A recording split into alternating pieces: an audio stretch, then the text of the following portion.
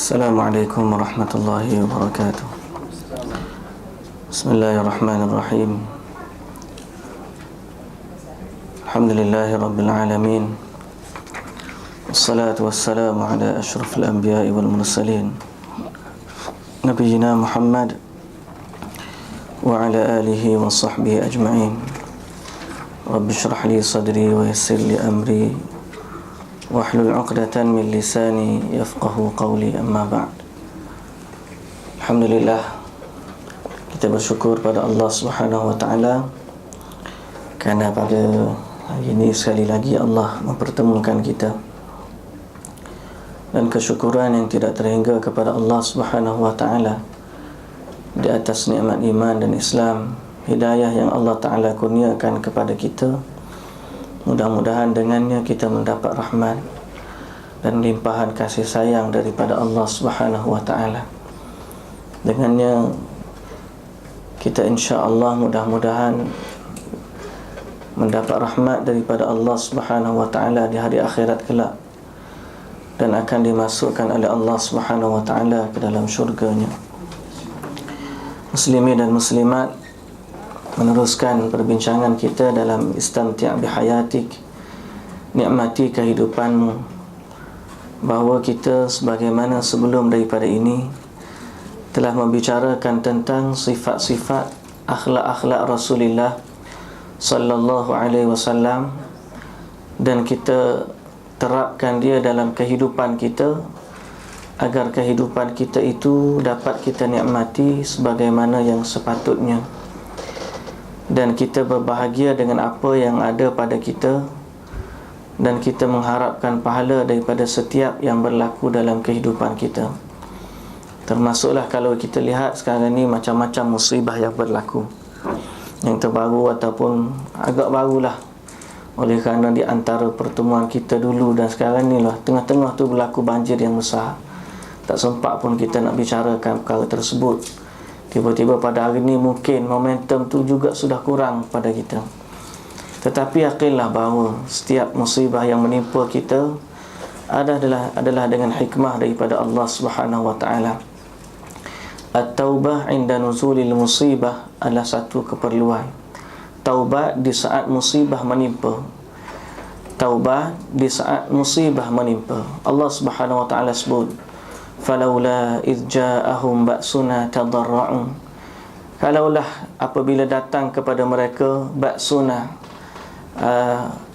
azab daripada kami, ataupun musibah daripada kami, hukuman daripada kami, tadarra'u, mereka semua tunduk dan patuh kepada Allah.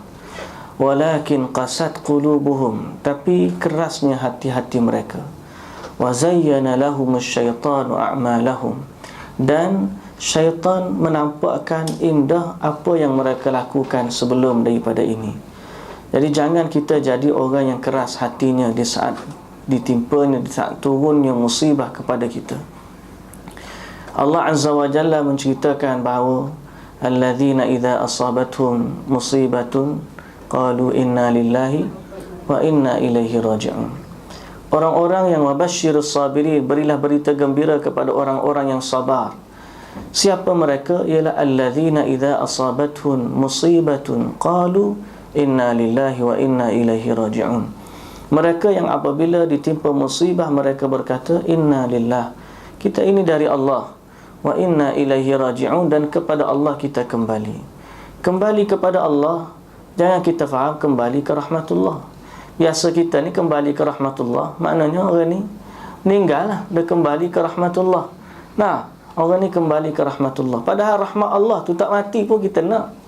Tak semestinya mati kembali ke rahmatullah. Orang yang bertaubat kepada Allah, mereka kembali kepada pangkuan Allah Azza wa Jalla dengan iman mereka, dengan amal mereka, dengan istighfar mereka. Bahkan di sebalik musibah yang berlaku, bila manusia kembali kepada Allah, semua yang datang sebelum daripada ini, musibah yang datang atau dosa yang dilakukan sebelum daripada ini, diubah oleh Allah Azza wa Jalla menjadi kebaikan. Illa man taba wa amana wa amila amalan salihah faulaika yubaddilullahu sayyiatihim hasanat. Kecuali orang yang beriman, orang yang bertaubat, beriman dan beramal salih, maka Allah tukar kejahatan mereka menjadi kebaikan. Allah tukar jadi kebaikan. Jadi mudah-mudahan di saat kita menerima musibah daripada Allah, sama ada yang skala besar ataupun yang bersifat individu, keluarga, maka kita banyakkanlah ruang untuk kita kembali kepada Allah. Telah sabit daripada Khalifah Umar ibn Abdul Aziz rahimahullah, apabila berlaku gempa pada zaman pemerintahannya, dia tulis surat kepada semua pekerjanya, semua umal, gubernur-gubernurnya dan penjawat jawatan dalam kerajaannya, memerintahkan mereka supaya memperbanyakkan istighfar kepada Allah. Kerana Allah Azza wa Jalla kata, fakullan akhadna bidhanbi. Semua yang dulu-dulu kami hukum mereka adalah dengan sebab dosa-dosa mereka. Fakullan akhadna bidhanbi, faminhum man arsalna alaihi hasiba, wa minhum man akhadathu as-sayhah, wa minhum man khasafna bihil ard, wa minhum man aghraqna. Ada yang kami lemaskan mereka seperti Nabi Nuh, kaum dia. Ada yang kami tenggelamkan dalam bumi seperti mana Qarun. Ada yang dengan ribut taufan seperti kaum Ad dan juga Thamud. Mereka itu Allah Ta'ala kata fakullan akhadna bidhanbi. Semuanya kami azab mereka disebabkan dosa-dosa mereka. Jadi terlalu banyak ayat-ayat yang mengingatkan kepada kita di saat datangnya musibah kepada kita, mesti dan wajib kepada kita untuk kembali kepada Allah Subhanahu wa ta'ala. Saya bercerita perkara ini sebab kita masih lagi dalam mood baru selepas daripada musibah, dan baru ni pun saya sempat 2 kali dalam trip kita pergi hantar matuan rombongan daripada Masjid Mustaqim dan juga Baitul Ihsan. Cuma yang saya tertarik yang di saat kali kedua kita pergi, pertama kita pergi baru saja selesai banjir, maknanya 4 hari selepas daripada banjir itu berlaku, 24 Disember, maka 28 Disember kami bertolak, 29 sampai di sana. Maknanya baru-baru lagi, belum lagi ada sebahagian yang keluarkan barang, tapi banyak lagi yang belum lagi bersihkan. Sebahagian mereka masih lagi berada pada pusat pemindahan. Kali kedua trip tu dah 2 minggu, semua orang dah balik ke tempat masing-masing dan mereka mula cuci rumah. Apa yang menarik ialah menarik pada kita nak ambil iktibar padanya. Di saat kita lalu, saya pergi di Tanah Merah. Mana Tanah Merah ni mungkin kita tengok gambar Dabung lagi teruk, di Manik Urai lagi teruk, tapi saya pergi tu di Tanah Merah, di pusat satu kawasan perumahan dekat dengan pinggir sungai tu. Asal jalan 2 lane, tiba-tiba hanya boleh jalan 1 lane ya. Kiri kanan tu apa dia? Sampah. Semua yang dalam rumah tu melumpur. Katilnya, almarinya, sofanya, petis cuknya, mesin basuhnya, semua benda keluar daripada rumah kosong, semuanya di longgok depan rumah. Semua rumah macam tu. Jadi kita lalu, seorang daripada sukarelawan kami kata apa? Kata, Allah Ustaz, inilah selama ni yang benda kita kejar pun. Apa dia? Akhirnya sampah belakang. Akhirnya sampah belakang. Hak duduk dalam rumah tu, kalau dia datang banjir, baru banjir pun, bukan kiamat lagi, baru banjir je. Dia kata yang kita kejar selama ni sampah je. Kita tengok dia cantik, oh kita sayang kepada dia. Tapi di saat kita tak mampu untuk guna dia lagi, maka dia jadi sampah. Kehidupan kita, kalau kita kejar sesuatu yang mana sifat dia seperti itu, akhirnya kita hanya menghimpunkan sampah yang bertimbun-timbun. Kita tak perasan sebab hari ni yang keluar daripada rumah kita bersifat kecil-kecilan. Hari ni siapa yang buang sampah kat rumah dia? 1 beg plastik besar ni. Tiap-tiap pagi dia buat keluar. Tiap-tiap pagi dia buat keluar. Cuba lori tu tak ambil dalam masa 1 minggu. Cuba lori tu tak ambil dalam masa 1 bulan. Dan selama 10 tahun, 20 tahun, kalau itulah yang menjadi keutamaan dalam hidup kita, Itulah yang kita himpunkan dalam hidup. Sebab tu tujulah kepada sesuatu yang lebih kekal di sisi Allah Subhanahu wa taala. Apa ialah amal kita. Taubat kepada Allah, kembali di saat kita menerima musibah, kita kembali kepada Allah Subhanahu wa taala. Jadi mudah-mudahan orang di sini dapat ambil iktibar, walaupun kita tidak berlaku padanya, tapi saya percaya sebahagian daripada kita, sama ada keluarga atau kawan-kawan atau kenalan yang terlibat dalam perkara tersebut, mudah-mudahan Allah Subhanahu wa taala memberi keringanan kepada mereka.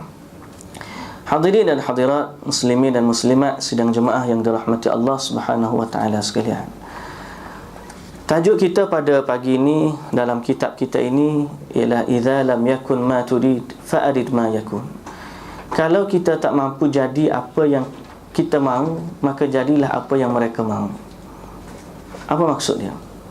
Ma dumta mulzaman fastamti'. Selama kamu terpaksa buat begitu, maka nikmatilah dia. Selama kamu terpaksa begitu, maka nikmati dia. Apa kata dia tu? Apa maksud dia? Dia kata seorang lelaki pemuda, dia bertemu syekh temu dengan seorang lelaki pemuda yang ada penyakit diabetik. Dia makan minum teh yang tak ada gula, pahit. Dalam keadaan tu dia pun duk mengeluh, tak boleh minum air lah, pahit lah, macam-macam. Dalam minum air tak biasa, minum air sedap sama. Tiba-tiba satu hari tu kena minum air pahit. Lalu Syekh kata kepada dia, hal idza ta'assafta wa hazinta athna' syurbika asy-syai hal tanqalibul mararah halawah. Apakah kamu dengan mengomelnya kamu ni, dah kamu sakit-sakit dah, nak minum ni, dengan mengomel kamu ni, air teh hak pahit tu jadi manis? Tak manis dah, minum je lah. Nak tambah gula tak boleh, maka minum. Nikmati dia dalam keadaan yang kamu mampu. A'ni anna ad-dunya la ta'ti da'iman 'ala ma nuhib wa hakadha yaqa'u fi hayatina katsiran. Banyak benda dalam dunia ni tak datang kepada kita dengan sifat yang kita mahu, dan dia berlaku dalam kehidupan kita dalam skala yang banyak. Banyak benda yang kita nak tak berlaku sebagaimana yang kita nak. Kullu ma alaysa kullu ma yatamanna al-mar'u yudrikuhu tajri ar-riyahu bima la tashtahi as-sufun. Orang Arab kata, bukan semua benda bukan semua yang diinginkan, laisa kullu ma yatamanna al-mar'u yudriku, bukan semua benda yang kita nak itu boleh. Tajri ar-riyahu bima la tashtahi as-sufun. Angin pun tidak bertiup dengan apa yang diinginkan oleh kapal. Zaman orang belayar dulu, dia kena tunggu angin tiup sini baru dia pergi sana. Dia ikut angin. Kalau nak lawan angin, dia kena fikir macam mana pula. Sekarang ada layar 3 segi tu, kurang-kurang adalah juga dia boleh dah ambil manipulasi angin tu untuk ikut arah dia. Tapi dulu kalau guna layar petak tu, ikut angin. Maka orang Arab kata, laisa kullu ma yatamanna al-mar'u yudriku. Bukan semua yang diinginkan oleh individu itu dia dapat. Tajri ar-riyahu bima la tashtahi as-sufun. Angin bertiup tidak mengikut kehendak kapal-kapal yang berlayar. Dalam kehidupan kita banyak benda yang kita nak, tapi dia tak datang kepada kita sebagaimana yang kita mahu. Kalau nak boleh, bila tunggu mati masuk syurga boleh. Selagi duduk di dunia, itulah dia nikmat, itulah dia kehidupan kita. Sayyaratuka qadimah, mukayyif la yashtaghil, maratib mumazzaq, wala tastati haliyan taghyiruha. Kereta dia lama, aircon tak ada, kursinya koyak-koyak, nak tukar kereta tak mampu. Habis tu bawalah kereta tu dalam keadaan yang kamu ada. Pergi ke universiti pun begitu. Masuk universiti, kita minta fakulti lain, dapat fakulti lain. Habis tu nak buat macam mana? Belajar. Itu sudah ditakdirkan kepada kita. Dan kita nak menilai, aku dulu bukan nak ambil pun kos ni, dah dapat ni, belajar juga. Akhirnya kita belajar dalam keadaan tak tenang. Saya dulu waktu masuk Madinah, kita minta kuliah Quran. Siapa masuk tu, dia masuk minta kuliah Quran, jumpa dengan Syekh. Saya kata, kenapa nak masuk kuliah Quran? Dia kata, saya daripada Mak Atafi dulu, nak sambung Quran lah. Saya jawab, kamu kan dah hafal Quran, hafal hadis pula. Saya kata, saya pun tak tahu, saya nak jaga Quran. Dia kata, dia nak masukkan saya kuliah hadis, saya nak masuk kuliah Quran. Sembang-sembang, minta juga. Akhir sekali dia kata, okeylah, tak apa, aku masuk kuliah Quran. Saya pun balik cuti 3 bulan. Sebelum pergi, kawan telefon, nama dah naik dekat kuliah dah. Kuliah mana? Kuliah hadis juga. Nah, kuliah hadis. Saya sapa sana, pergi turun naik jabat. Saya nak kuliah Quran. Turun naik tak boleh. Turun naik tak boleh. Kata seorang sahabat saya, belajarlah. Mungkin Allah ingin kebaikan kepada kamu ada dalam kuliah hadis. Saya kata, insya-Allah kita redha apa yang Allah Ta'ala tentukan dan kita belajar. Walillahil hamd, Allah bagi kebaikan yang mungkin kita rasa lebih daripada apa yang kita fikirkan. Dulu kita nak satu kebaikan, tapi kita redha dengan apa yang Allah Ta'ala tentukan. Nikmati apa yang kita ada, Allah bagi kepada kita lebih daripada apa yang kita harapkan. Balik lepas apa ada pada habis belajar. Nak kita CJ mengaji tinggi-tinggi, cari-cari kerja. Cari-cari kerja tak ada. Yang ada bukan bidang kita. Apa kita ambil juga. Habis tu nak macam mana? Takkan nak duduk saja tak ada kerja. Redhalah, nikmatilah. Tuan-tuan hadirin dan hadirat yang dirahmati Allah Subhanahu wa taala sekalian. Banyak dalam hidup kita ni sesuatu yang macam kita kata tadi, selama kita terpaksa begitu, maka nikmati dia. Yang menarik waktu rehlah kami di Kelantan baru ni, ialah senyuman-senyuman orang yang ditimpa musibah. Kita pergi dengan aliran air mata, tapi mereka sambut dengan senyuman bahagia. Ini yang sangat-sangat menghairankan. Kami pergi kepada rumah seorang makcik tua, ibu tua, waktu lepas hari kelima tu di Tanah Merah. Ibu tunggal yang jaga anak perempuan dia, yang juga ibu tunggal yang jaga cucu dia, OKU. Makcik ni dah tua, anak dia duduk dengan dia, yang anak dia juga ibu tunggal. Anak dia ni ada seorang anak, OKU. Rumah dia tenggelam habis semua. Jadi ada orang pun kata, kalau nak bantu makcik ni kita dahulukan, sebab dia ibu tunggal dah tua, anak pula ibu tunggal, ada cucu OKU. Waktu kami pergi tu, dia hanya duduk satu ruang kecil rumah dia, orang tolong bersihkan. Lain semua lumpur penuh. Nak angkat toto pun kena 2-3 orang angkat, sebab toto tu dah jadi lumpur. Kami pun bersih rumah dia. Dia tua, ibu tua, yang tak ada apa-apa. Rumah dia hanya ada dapur gas, satu stove kecil, ada air botol mineral sikit. Kemudian orang bagi biskut dan roti kepada dia. Kami pun duduk cuci rumah dia.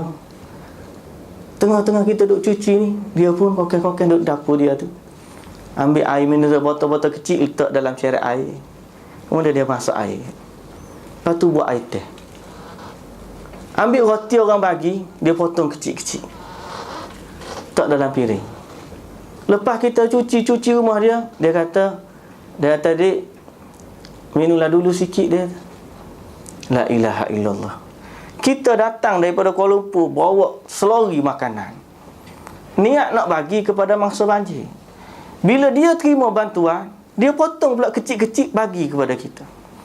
Dengan wajah yang tersenyum, dia ditimpa musibah, tapi hatinya bahagia. Kenapa? Kerana dia tahu itulah yang dia ada. Dia tidak membiarkan satu musibah untuk menjadikan dia orang yang tidak bahagia. Saya dengan sukarelawan, Allahu Akbar, tak apalah makcik, dia tak apalah, minumlah, apa yang ada kita minumlah. Nak kata apa? Itulah kata madum tamul zaman fastamti'. Kalau kamu dalam keadaan tu, bergembiralah. Kalau kita nak meratak pun benda dah jadi. Rumah dah habis lumpur. Nak kata apa? Ibu tunggal, anak pula tunggal, cucu pula OKU. Tak mampu buat apa-apa. Tapi yang menyentuh hati kami ialah kebahagiaan yang dimiliki oleh dia, walaupun dia hanya duduk dalam keadaan yang begitu, kalau kita kata, susah dan terdesak. Hadirin dan hadirat yang dirahmati Allah, Dan kalau kita perhatikan, ukuran kebahagiaan bukan apa yang ada dalam persekitaran kita.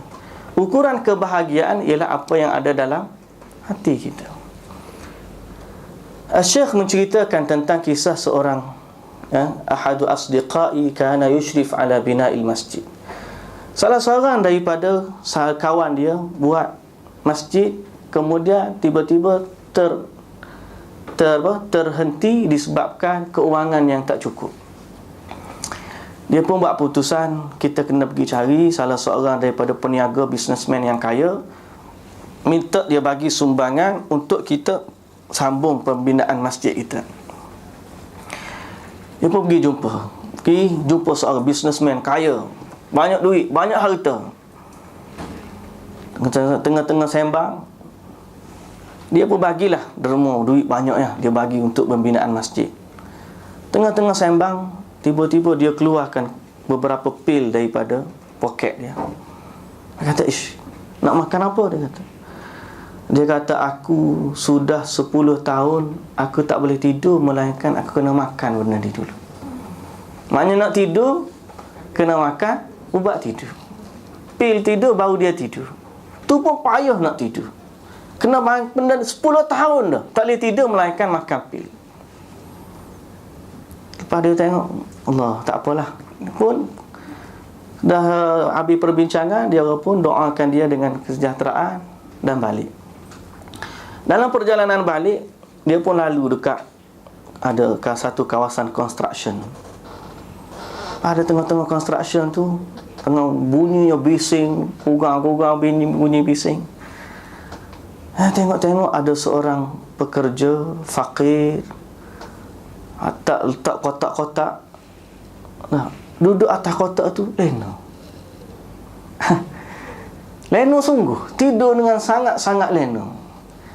Yang kawan tu tadi, apa hak tak ada? Ada berlaku tilam yang empuk, bilik aircon, suasana sunyi, rumah besar, tapi tak lena. Yang kawan ni kotak je pun, tidur pula tengah kawasan construction, gugang-gugang bunyi, bukannya bunyi biasa ni, bunyi construction. Tapi tidur, Allahu Akbar, lena. Macam kita juga makan. Makan kita macam-macam ada. Lobster ada. Makan. Tapi kena penyakit gaut. Orang angkat lobster besar dia pun, Allahu Akbar, tengok selera tapi tak boleh nak makan. Makanan enak tak boleh makan. Ada orang duit tak ada tapi dia makan, ya Allahu Akbar. Bahagia kita tengok dia makan. Siapa sebenarnya bahagia? Orang yang menikmatinya. Dia tahu kebahagiaan bukan apa yang ada di keliling kita. Kita nak jadi ukuran apa? Kullun ya'malu ala syakilatihi farabbukum a'lamu biman huwa ahda sabila. Buatlah kamu nak buat apa pun. Kullun ya'malu ala syakilati. Orang ni nak buat amal dia, orang ni nak buat amal dia, mau buat dia. Tapi warabbukum a'lamu biman huwa ahda sabila. Tuhan kamu yang tahu mana daripada kamu yang paling tepat petunjuk dia. Jadi kita, kenikmatan yang sebenarnya ialah apa yang ada pada hati kita. Kharaja sallallahu alaihi wasallam. Satu hari Nabi sallallahu alaihi wasallam keluar bersama dengan para sahabat dalam satu peperangan dan kurang makanan mereka. Bila tak ada makanan, maka Nabi pun dalam keadaan letih tu, Nabi suruh kumpulkan semua makanan. Dan Nabi hamparkan kain dia tu. Kemudian setiap orang letak sikit-sikit, akhirnya terkumpul semua makanan. Kemudian mereka pun makan sikit seorang, bagi yang mana semua orang tak kenyang, tapi apa yang ada dia makan. Jadi maksudnya, walaupun tak banyak, tapi dengan apa yang ada sudah cukup bagi kita. Seorang pakcik dekat Bentung ni, saya balik itu, dia kata,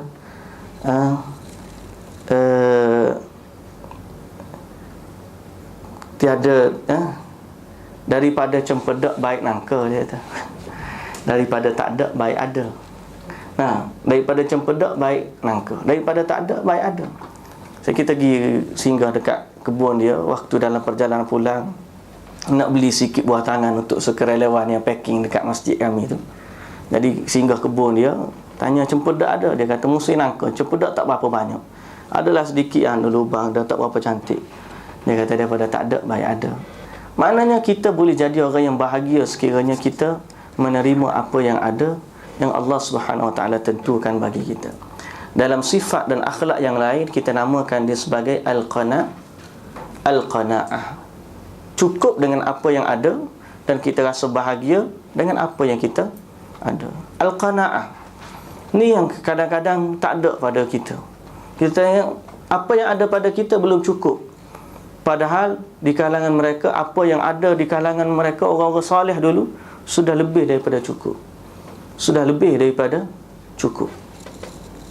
Baik, salah seorang daripada baru ni saya baca satu kisah akhlak, tentang akhlakul Rasul, akhlak Rasulullah sallallahu alaihi wasallam, dan dia bagi tahu tentang sifat al-amanah.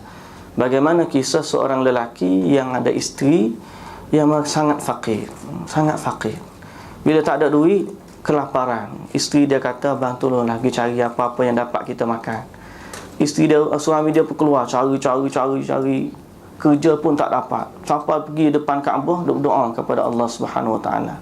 Duk tengah bergantung kain Kaabah tu, duk minta dengan Allah Azza wa Jalla. Dia pun lepas pada doa, kali-kali belakang nak keluar, tengok ada satu uncang berisi 1000 dinar.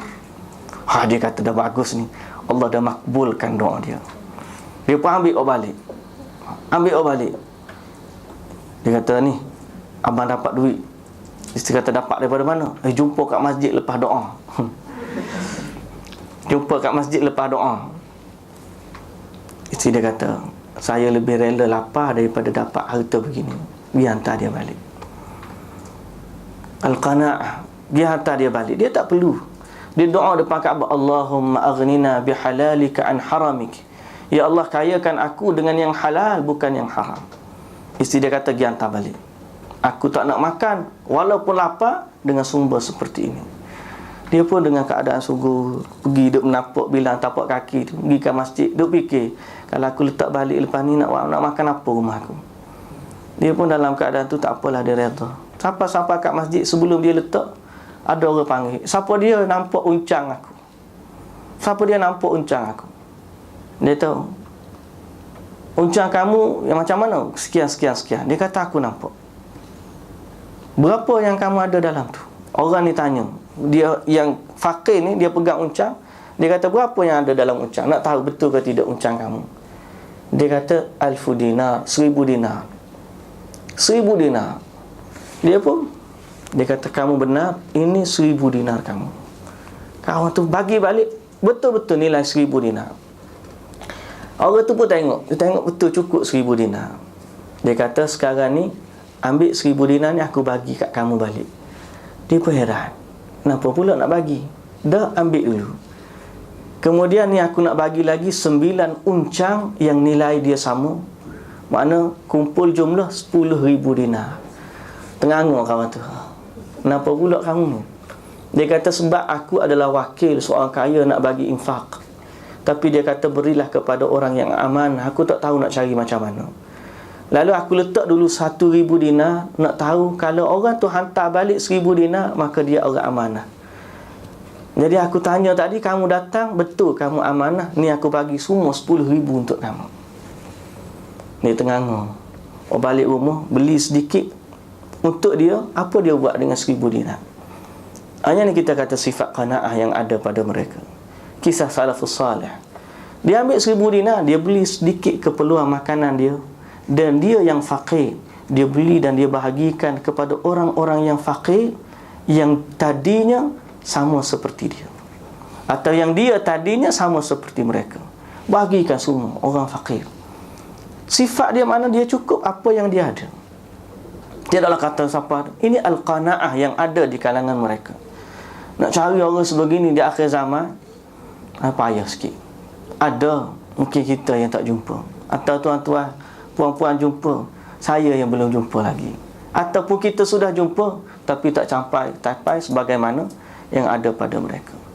Tapi redha dengan apa yang Allah berikan kepada kita adalah sebahagian daripada sifat sahabat yang bersama dengan Nabi sallallahu alaihi wasallam. Baik, perkara yang seterusnya. Nakhtalif wa nahnu ikhwan. nakhtalif wa nahnu ikhwan. Kita boleh berselisih pendapat dan kita masih lagi adalah saudara. Berselisih, kita berselisih pendapat dan kita adalah saudara.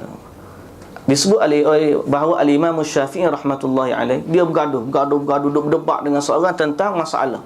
Kedua-duanya sampai peringkat tak boleh terima. Tetap dengan pandangan dia, yang ni pun tetap dengan pandangan dia. Bila dia nak berpisah, tiba-tiba al-Imam Syafi'i berpaling pada sahabat dia, lalu dia pegang tangan sahabat ni. Dia kata, bukankah kita, walaupun kita berselisih pendapat, tapi kita masih lagi bersaudara? Itu kata al-Imam Syafi'i rahmatullahi alaih. Hari ni pun di Masjid Mustaqim ada satu daurah Ustaz Tuan Badrun baca kitab tentang al-khilaf, bagaimana kita berselisih pendapat. Ramai orang pada hari ni dia berselisih pendapat sehingga dia bergaduh. Padahal kadang-kadang mansya'ul khilaf, asal sebab dia berselisih pendapat adalah sesuatu yang mana kalau buat pun tak apa, tak buat pun tak apa. Mungkin lebih buat lebih afdal, tak buat kurang afdal, tapi tidak membatalkan sesuatu yang dia buat. Tapi dia berselisih pendapat pada perkara yang afdal sehingga dia tinggalkan, bergaduh, dan dia jadi benda yang haram. Yang ni kita tak nak. Satu hari jalasa ba'du ulama'il hadis, duduk sebahagian daripada ulama hadis di sisi khalifah. Tiba-tiba seorang lelaki bercakap di depan khalifah dan baca satu hadis. Seorang alim tengok pelik. Saya ingat kisah ni adalah milik seorang lelaki alim besar, nama dia Ibnu Shihab Az-Zuhri. Ibnu Shihab Az-Zuhri. Lelaki ni dia baca hadis. Ibnu Shihab Az-Zuhri ni dia tabi'in kabir besar, masyhur, muttafaq ala jalalatihi wa adlihi. Kata Imam Ibn Hajar, orang yang disepakati pada ketinggian ilmunya dan keadilan riwayatnya. Siapa dia? Ibnu Shihab Az-Zuhri. Bila seorang pemuda baca hadis depan dia, dia kata, aku tak pernah dengar hadis ni. Datang mana hadis ni? Dia kata. Patutlah kita kata, la bal hadis, bal hadha hadis sabit. Ini hadis yang sabit daripada Nabi sallallahu alaihi wasallam. Kata Ibnu Shihab, la, aku tak tahu, aku tak pernah dengar hadis ni. Tiba-tiba seorang menteri yang aqil di kalangan mereka, dia kata apa? Ya Syekh, apakah kamu hafaz semua hadis Nabi sallallahu alaihi wasallam? Dia kata, tak. Separuh daripadanya kamu hafal, daripada 500,000 ke, daripada 700,000 hadis, kamu hafal semua? Kita separuh hafal, separuh lagi tak pernah dengar. Lalu dia kata, ya Syekh, jadikan hadis yang budak ni baca pada separuh yang belum kamu dengar. Besar masalah. Banyak kita ni cepat sangat nak menghukum, padahal kita tak tahu pun benda tu ada ke tidak. Lama-kelamaan kita, rupanya ada benda ni. Kadang-kadang kita berlaku tak begitu pada kita. Berlaku, banyak benda berlaku. Kerana tu dalam berselisih pendapat, khilaf itu benda yang biasa. Tapi dalam kita khilaf, kita masih lagi ikhwan, kita masih lagi bersaudara. Satu hari Al-Fudail bin Iyad dan Abdullah ibn al-Mubarak. Abdullah ibn al-Mubarak ni dua orang yang sahabat yang tidak pernah berpisah. Abdullah ibn al-Mubarak. Pernah dengar nama ni? Pernah dengar nama ni? Tak pernah dengar? Abdullah ibn al-Mubarak. Ayah dia ni Al-Mubarak. Baru ni saya baca kisah dia. Macam mana dia boleh lahir seorang alim yang besar yang nama dia Abdullah ibn al-Mubarak. Salah satu daripada kisah ayah dia ni, Abdullah ibn Mubarak seorang ulama hadis, seorang ulama hadis dan juga seorang yang mana ahlul ribat, orang yang pejuang, mujahid fi sabilillah. Abdullah ibn Mubarak seorang ulama besar. Ayah dia nama Al-Mubarak. Ayah ni dia cerita macam mana dia kahwin. Al-Mubarak, ayah kepada Abdullah ni, sebelum dia kahwin, dia orang fakir. Kemudian dia kerja jaga satu kebun buah milik seorang kaya. Satu hari pada musim buah, orang kaya ni bawa kawan-kawan dia pergi ke kebun dia, nak jamu kawan-kawan dia. Abdullah ibn Mubarak ni jaga kebun dah lama. Tuan dia pun sampai sana, dia kata, Al-Mubarak, tolong pergi ambil kepada kami buah-buah yang elok untuk kami makan. Dia pun pergi cari buah, mari.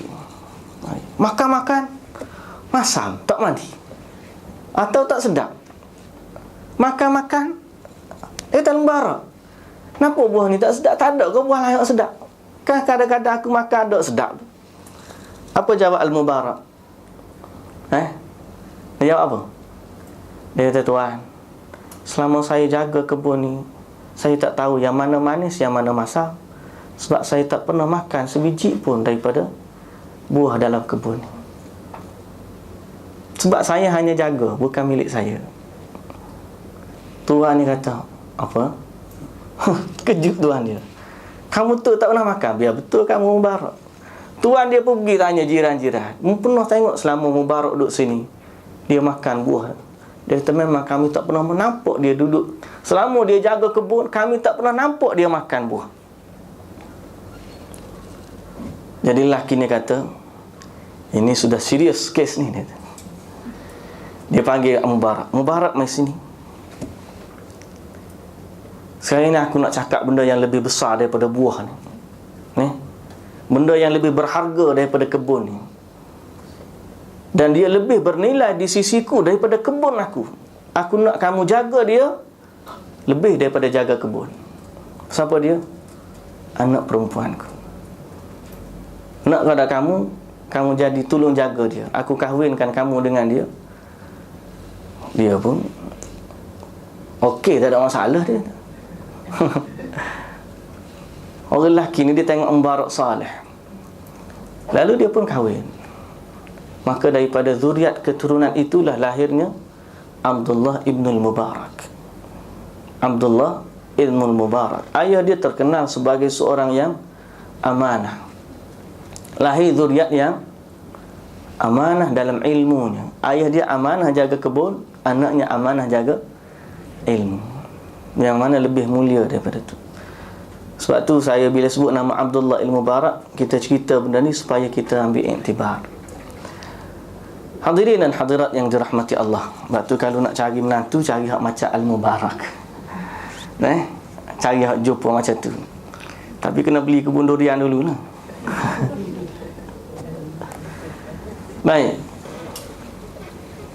Dua orang ni, Al-Fudail bin Iyad dan juga Abdullah ibn Mubarak, dua orang ni saling bersahabat. Tiba-tiba seorang pergi jihad, seorang duduk di masjid. Lalu Al-Fudail dia rindu kepada Ibn Mubarak, dan dia pun tulis surat supaya balik dan bersamanya kita sama-sama duduk di haram. Abdullah Al-Mubarak masa tu dia dalam medan perang, lalu dia tulis satu bait syair. Ya abid al-haramain law absartana la'alimta annaka fil ibadati tal'abu. Man kana yakhdibu khaddahu bidumu'ihi fanuhurina bidima'ina tatakhaddabu. Wahai abidul haramain, wahai abid, seorang ahli ibadah di dua tanah suci, di dua tanah haram. Kalaulah kamu melihat kami, nescaya kamu akan tahu bahawa kamu dalam ibadat hanya main-main. Dia kata gitu. Siapa yang membasahi pipinya dengan air mata, maka leher kami basah dengan siraman darah. Aw kana yut'imu khaylahu fi batilin fa khuyulina yaumal as-sahib sabihati tat'abu. Atau orang yang memenatkan kudanya dalam perkara yang sia-sia, maka kuda kami pada pagi hari sudah pun letih. Rihul abiri lakum wa nahnu abiruna rahajus sanabiki wal ghubarul atyabu. Wa laqad atana min maqali nabiyyina qawlun sahihun sadiqun la yakdhibu. La yastawi ghubaru khaylillahi fi anfi mri'in wa dukhanu narun talhabu. Hadha kitabullahi yantiqu bainana laysa asy-syahidu bimayyitin la yakdhibu. Bait ini sangat cantik makna dia. Orang Arab sering baca, menceritakan tentang bagaimana ibadat mereka berbeza. Lalu dia jawab, kamu dengan ibadat kamu kami dengan jihad kami. Kemudian dia pun kata, inna min ibadihi man fatahallahu lahu fis siyam. Adanya hamba yang Allah Ta'ala buka bagi dia pintu puasa, maka dia puasa dengan apa yang tidak seperti orang lain puasa. Ada orang yang Allah buka padanya pintu baca Quran, lalu dia baca Quran tidak seperti orang lain. Ada yang dibuka baginya pintu belajar ilmu, ada yang dibuka pintu jihad, ada yang dibuka pintu qiyamul lail. Dan walaisa ma anta alaihi bi afdali mimma anai, wala ma ana alaihi laisa wa ma ana alaihi laisa bi afdali mimma anta alaihi wa kulluna ala khair wa kilana ala khair.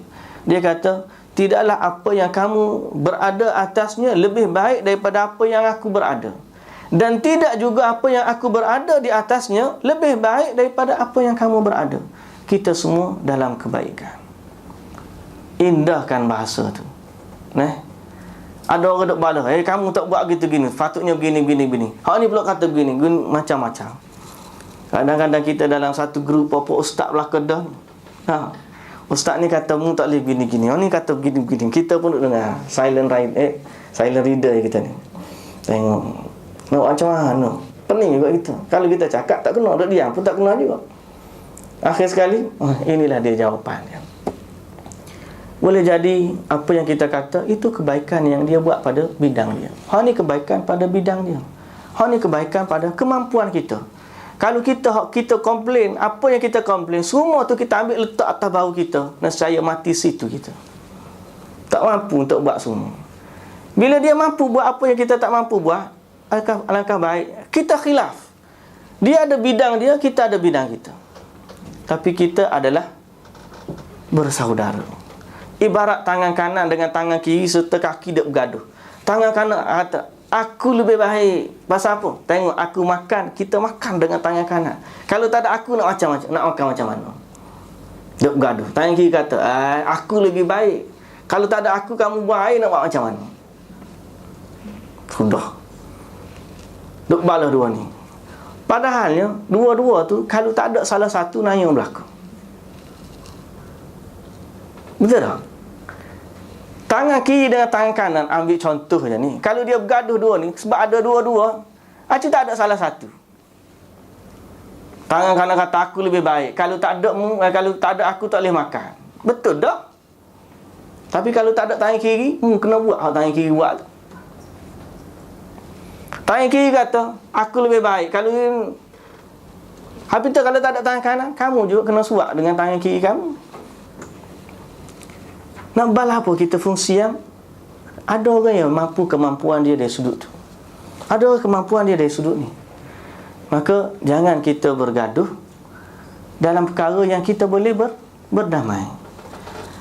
Wa hakadha intaha al-khilaf bainahuma bihudu wa hakadha bi basatah kilana ala khair. Dengan satu jawapan yang mudah, kita semua dalam kebaikan. Wa rabbuka yakhluqu ma yasha'u wa yakhtar. Tuhan kamu menciptakan apa yang dia kehendaki dan dia pilih. Ada orang yang Allah Ta'ala pilih nak jadi ilmuwan. Ada orang yang nak pilih jadi engineering. Ada orang kata jadi arkitek, lawyer dan sebagainya. Ada mari jumpa ustaz, saya ni tahu muka kerja dunia ustaz. Dunia kerja saya. Tidak kerja akhirat, kerja dunia. Kita senyum. Tengah habis dia merintih kata, semua akhirat belaka, cuma bidangnya biasa. Kerja kamu pun untuk akhirat juga. Sebab kurang-kurang untuk cari rezeki yang halal, nak bagi makan anak minum, anak isteri, makan anak isteri. Bukankah itu dapat pahala? Naam. Bila kamu jadi arkitek, engineer, bukankah Allah perlu kepada binaan masjid, sekolah dan seumpamanya? Naam. Kita semua kilana ala khair. Semua kita dalam kebaikan. Belum tentu orang berada di atas jalan agama, dia lebih cepat masuk syurga daripada kamu yang tidak berada pada bidangmu. Belum tentu. Takut-takut dia dulu masuk dalam neraka. Wal'iyadhu billah. Amanah mereka lebih berat daripada mereka lain. Macam-macam. Jadi, semua kita lihatlah manusia dengan pandangan kebaikan. Kalau apa pun yang ada pada dia, kita tengok kebaikan yang ada. Dia kebaikan pada dia ada di situ. Kalau kita tengok begitu, kita akan husnul zan dengan saudara kita. maka itulah yang disebut sebagai nikmati kehidupanmu. Nikmati kehidupanmu. Sebagaimana yang berlaku pada Nabi sallallahu alaihi wasallam dalam peperangan Al-Ahzab, bila datang semua tentera Ahzab kepung Madinah, kemudian berlaku pengkhianatan daripada kalangan Yahudi Bani Quraidah. Bila berlaku pengkhianatan pada Yahudi Bani Quraidah, bila Allah Ta'ala hantar ribut sehingga akhirnya orang-orang Ahzab, tentera bersekutu Quraisy, balik nak pergi ke Mekah, maka Nabi sallallahu alaihi wasallam lepas daripada tu, bangun pagi, mulalah mereka berkemas-kemas nak balik kepada kota Madinah. Dan pada masa tu orang Islam sudah duduk sudah meletakkan senjata-senjata mereka. Bila balik ke rumah, Nabi balik rumah letak senjata dia dan mandi, tiba-tiba datang Jibril alaihissalam. Pada waktu zuhur, Jibril datang pada Nabi. Dia panggil Nabi, Nabi keluar daripada rumah. Nabi tengok, terkejut Nabi. Lalu Jibril kata, awaqad wada'ta silah ya Rasulullah. Ya Rasulullah, kamu dah letak senjata? Nabi kata, na'am. Kata malaikat belum lagi. Para malaikat belum lagi. Para malaikat, kami kata talabnahum hatta balagna hamra al-asad. Kami kejar mereka sampailah kami sampai kepada Hamra al-Asad. Yani Quraisyan lamma faraqul Madinah raji'ina ila Makkah saratil malaika wara'ahum tatruduhum litub'idahum 'anil Madinah. Malaikat halau dia sampai jauh daripada kota Madinah. Lalu Jibril kata, ya Rasulullah, Allah memerintahkan kamu supaya pergi kepada Bani Quraizah dengan serta-merta. Segera pergi kepada Bani Quraizah. Fa inni 'amidun ilaihim famuzalzil bihim. Sebab Jibril kata, aku akan pergi ke sana dan menggoncangkan mereka. Kerana mereka telah khianat kepada Nabi sallallahu alaihi wasallam. Ini yang berlaku. Tapi syahid dalam masalah ini ialah bagaimana perintah Nabi kepada para sahabat. Semua kita tahu. Nabi kata apa pada sahabat? Man kana sami'an muti'an fala yusalliyanna al-'asr illa fi Bani Quraidah. Siapa yang dengar dan taat, maka jangan dia salat melainkan di Bani Quraidah. Sahabat pun dengar. Ada sahabat kata, ambil secara zahir ayat, zahir hadis. Zahir hadis kata, jangan semayang melainkan pada Bani Quraidah. Sebahagian sahabat, dia faham Nabi sebut tu untuk menyatakan segera, cepat. Cepat. Maknanya, jangan semayang melainkan. Makna Nabi sebut, maksud Nabi untuk cepat. Kalau sempat semayang. Tapi cepat. Kalau hak lambat, pergi semayang sana. Macam kita lah. Cepat. Nak cepat ni kata. Dan kau semayang. Cepat kau semayang. Kita ada airport lagi umrah lah. Kemarin tu kita dengar isi beg. Ustaz, cepat ni. Cepat kau kita nak semayang. Orang nak cepat ni. Kita berkata, pergi semayang cepat. Maknanya, dia nak cepat. Nak semayang juga tapi cepat. Jadi para sahabat faham dua makna. Satu ambil zahir, jangan semayang melainkan makna semayang asal di Bani Quraidah. Satu lagi faham, maknanya kalau nak semayang selalu tapi cepat-cepat. Lepas tu kita nak pergi Bani Quraidah. Dua-dua buat begitu. Sebahagian semayang selalu cepat-cepat pergi. Sebahagian pergi semayang sana. Fasallul asr wa akmalu masirahum wa akharaha al-akharun. Sebahagian semayang dulu, sebahagian semayang kemudian. Hatta wasalu Bani Quraidah fasalluha. Sampailah Bani Quraidah, maka sebahagiannya semayang, sebahagiannya dah semayang. Fadzukira dzalika lin-nabi sallallahu alaihi wasallam. Lalu disebut pada Nabi sallallahu alaihi wasallam, Nabi tak marah kepada A, Nabi tak marah kepada B. Nabi tak marah kepada A, Nabi tak marah kepada B. Yang penting semua dah sampai situ dan mereka kepung Bani Quraidah dan akhirnya Allah memenangkan mereka. Ada benda yang lebih besar daripada tu. Yang penting semua orang semayang. Kita nak lawan Yahudi lebih besar lagi ni. Kalau duk balas masalah khilaf pada masa tu, yang penting semua semayang dah. Cuma dalam masalah tu ada khilaf, kefahaman mereka terhadap hadis Nabi sallallahu alaihi wasallam. Mereka bukan nak ingkar kepada Nabi, tetapi mereka memahami hadis mengikut acuan masing-masing. Lalu Nabi sallallahu alaihi wasallam tak marah pada orang ni, tak marah pada orang tu. Akhirnya Bani Quraidah dihalau daripada kota Madinah. Lepas daripada tu sahabat balas ke tak? Ada. Mereka ada khilaf banyak di kalangan sahabat, tapi mereka rujuk kepada Nabi sallallahu alaihi wasallam, dan dalam khilaf mereka masih bersatu. Hadirin dan hadirat yang dirahmati Allah Subhanahu wa taala sekalian. Kerana itu berlembutlah, berlembutlah, berhikmahlah dalam soal kita menegur atau dalam soal kita berselisih pendapat. Selama kita kata ada ruang untuk kita berbaik, ada ruang untuk kita bersatu, ataupun ada ruang untuk kita meraihkan khilaf, maka raihkanlah dia. Raihkanlah dia. Mudah-mudahan Allah Subhanahu wa taala memberikan kebaikan kepada kita. Cuma khilaf yang boleh diraihkanlah. Jangan sampai khilaf soal akidah pun kita buat sengih begitu. Mana ada benda tu pun kita kena tegur dengan secara lembut. Sebab tu dalam bab yang seterusnya akan kita baca macam mana menegur dengan lembut kisah Imam Abu Hanifah dan anak muridnya yang masyhur, iaitu Abu Yusuf Al-Qadhi. Tapi itu nanti kita baca pertemuan yang akan datang. Wallahu ta'ala alam. Ada soalan kena tanya ni? Kau nak dengar ada kisah tu? Ya.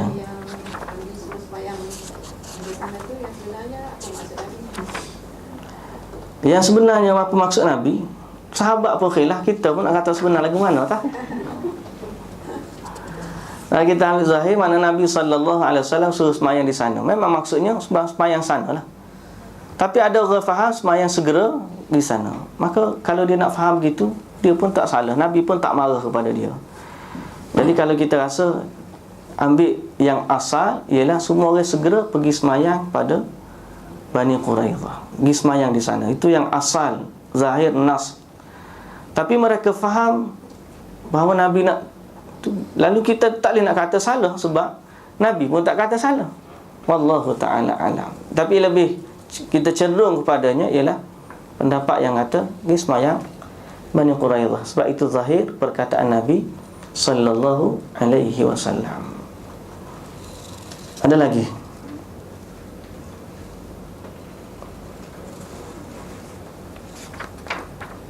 Adab kita bersama Muslim ni begitulah. Yang paling utama sekali, kita bersatu di atas dasar iman. Kata Syekh Sya'rawi dalam satu makalah dia tentang seorang lelaki yang pemuda yang hamasah, nak orang nak bom, sifat nak bom di Mesir dulu, nak bom tempat-tempat orang kafir.